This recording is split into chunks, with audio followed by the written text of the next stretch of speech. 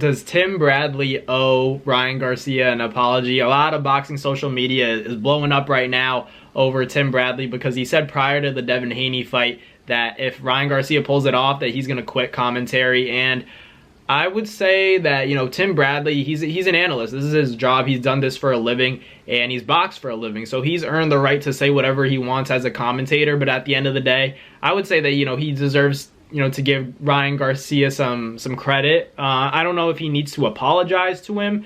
But at the end of the day, like, when you say something like, I'll retire from broadcasting if you pull off the win, in my opinion, that's a little, like, offensive. That's taking a shot at Ryan Garcia, saying that he belongs in a zoo, stuff along those lines. I get where Ryan Garcia is coming from, the frustration. If you guys saw after the press conference, Ryan Garcia and his father were very unhappy with guys like Paulie Malignaggi and Tim Bradley because of how they analyzed the fight, even Chris Algieri, because these fighters, these professional fighters, but retired fighters more importantly, had a lot to say about Ryan Garcia, his discipline, how basically he's the circus of boxing and belongs in a zoo, stuff along those lines. So they weren't happy. They had some not so kind words for Tim Bradley and said, he should retire now from commentating because he said that, if Ryan Garcia beats Devin, that he'd retire. So in a lot of ways, boxing media has attacked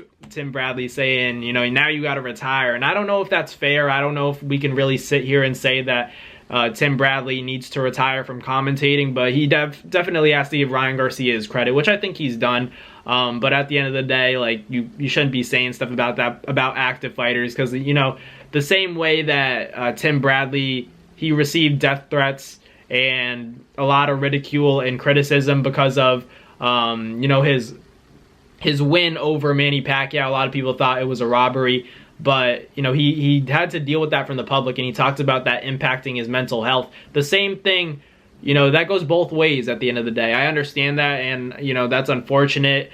And, you should never critique or say bad things about a guy like Tim Bradley because, he's just the fighter at the end of the day. Same thing about Ryan Garcia. He's going into that fight. Tim Bradley should have a little bit more empathy when it comes to a guy like Ryan, just because at the end of the day, you've been in his shoes. He's been open about his mental health and, not having the best times, being in dark places in the sport of boxing. So if anything, you should relate to him, and you shouldn't be saying things like, if Ryan Garcia wins and pulls it off, then, I'll quit commentating. That's kind of like a slap in the face in Ryan Garcia. At least that's how Ryan Garcia took it. I don't care what, I think Ryan Garcia and Tim Bradley could easily squash this and make it all go away. But I'm just saying the boxing world is getting, antsy, talking about, the fact that Tim Bradley should retire from commentating. And I don't think he should retire. I just think, there should be that realization and acknowledgement of what Ryan Garcia was able to do. It can't only be about what Devin Haney didn't do. It's also has to be a two-way street, and you have to give Ryan Garcia his credit. The same way that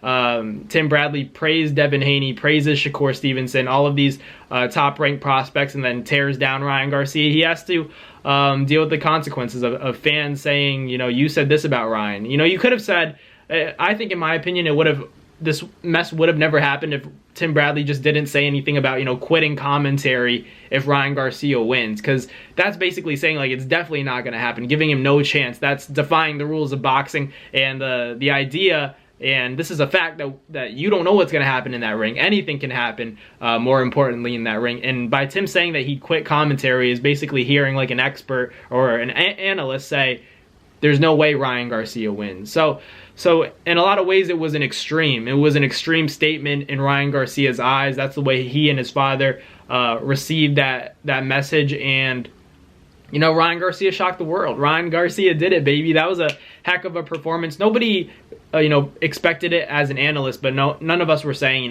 if Ryan wins, then I'll quit my, you know what I mean? Like, it's just that extreme statement. Tim should have just been a little bit more mild about it, saying that, I really don't think Ryan Garcia wins. I really don't see it happening. Like, that's different. But, like, I think him just being a little bit out there with it. Maybe he's trying to be entertaining, and I get that. And if that's his perspective, like, I get it. It's not me that, like, is mad about it. I'm just thinking about, Ryan Garcia and the way he took it. You have to imagine everything he's gone through, the mental health, everything. He has had problems outside of the ring throughout this lead up, and just trying to understand what, he went through. But Ryan Garcia, I don't think he cares anymore, because ultimately he's the man. He's on top of the world right now. He just pulled off the biggest upset in the history of boxing. I don't care what you guys say. I don't know a bigger upset than that.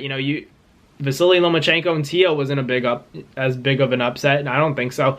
Everybody counted Ryan Garcia out. When it came to the media, when it came to analysts, no one gave Ryan Garcia a chance. People that aren't even comfortable with making predictions, they made predictions that Ryan Garcia wouldn't even go the distance. And Ryan Garcia, I don't know. I never saw Ryan getting stopped by Devin. That was the thing. I thought, if anything, Devin would easily beat him in a decision. But when he felt that power in the first round, I really think that if Devin didn't get cracked so early, it might have been a different fight. But we can't live in the what ifs. Ryan Garcia did his thing. He definitely put a beating on Devin Haney, and it was sad to see at the end of the day, because you saw Devin go down, and it was like, you could tell that was his first time really going down, because he had never been dropped prior to that. And you look at his face, and it's like he saw a ghost. Like, he didn't know what to do. It was clear that he had never been dropped, because a lot of fighters, they kind of trick themselves, or like to trick their opponents when they get dropped, that they're fine. Devin didn't try to do that at all. He was stumbling. He was really hurt. He couldn't hide it. A lot of fighters have good poker faces. Like Ryan Garcia, I think Ryan Garcia has a good poker face. When he got dropped by Luke Campbell, got dropped by Tank, you could tell he was still game. Like, he was still up there and ready to fight. And something I said, I'm not saying that I predicted the fight. I didn't predict this would happen. I thought Devin was going to win on points, but Ryan Garcia would drop him. But, Ryan did more than just drop him one time.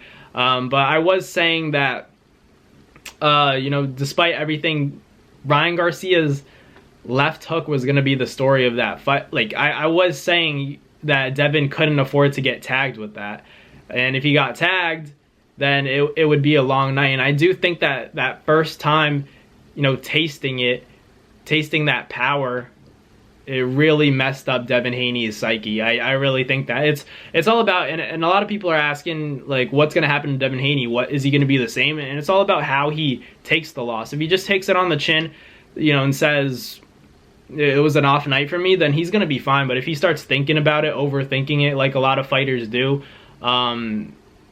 it could, make him more susceptible to big shots and make him very gun shy in the future. And I just hope that's not the case, because he became gun shy once he was hurt in that first round. He was like, boom, in that first round when he ate that left hook. So I don't know. I hope Devin Haney's the same fighter. It's all about his psyche. It's all about how he receives that loss mentally and deals with it. But yeah, Devin's still a very talented fighter. Still beats a lot of guys at 140. I just think that weight class is tough for him to make. This is the problem with the sport of boxing. Like, Devin Haney himself had a hard time making 140. These guys shouldn't even be competing at 140. They weren't healthy making the weight. We don't want to see guys dead on the scale like that. That kind of defeats the purpose, in my opinion. You want to see an even playing field, and if you just see two guys look like zombies on the scale and they're doing interviews and you can't even hear them, their voices are so weak, like, I think that defeats the purpose of the sport of boxing. Like, the whole point is to make an even playing field so both fighters feel strong. But like, if both fighters are feeling weak going into weigh-ins, I think something's got to be done about that. They got to move the weight classes up. Instead of 147 being the welterweight division, they got to make it 154 is the welterweight division. Just move everything back a little bit. The heavyweights can stay, whatever, 200-300 pounds, upwards of that, whatever the case may be. But they got to move the weight classes up so that fighters can fight at their comfortable weight. And, the draining yourself is just not worth it. And I think Devin Haney, I'm not trying to take credit away from Ryan Garcia's win. Ryan beat Devin fair and square. I know the 3 pounds, but I still think that Ryan would have won even if he did find a way to make that weight, because he was just in Devin's head, and he was just a faster guy. And the timing, that left hook, Ryan did everything, and Devin had no answer. So it was a good fight. It was a good fight at the end of the day. One of the best fights I've seen in a minute. That was the pay-per-view that was worth it. The undercard was boring, but the pay-per-view really, I was like, it wasn't a waste of money, because Ryan Garcia really put on an incredible performance. That was crazy. I don't think any of us, I wish I had my raw reaction to that, because it was crazy. I couldn't believe that Ryan Garcia pulled that one off, because everyone was counting him out. Everybody I respected in the sport of boxing, and when it comes to being a journalist or analyst, they all picked against Devin. But Ryan shocked everybody. You know, that left hand is magic. You know, you can't teach that. So let me know in the comments what you guys think. Tim Bradley and Ryan Garcia, what do you guys make of the whole situation? And does Ryan Garcia deserve an apology? I don't think he's gonna get it, but I think these guys should like squash the beef, you know, leave it in the past. But thank you guys for watching. Like, comment, and subscribe, and I'll catch you guys on the next one.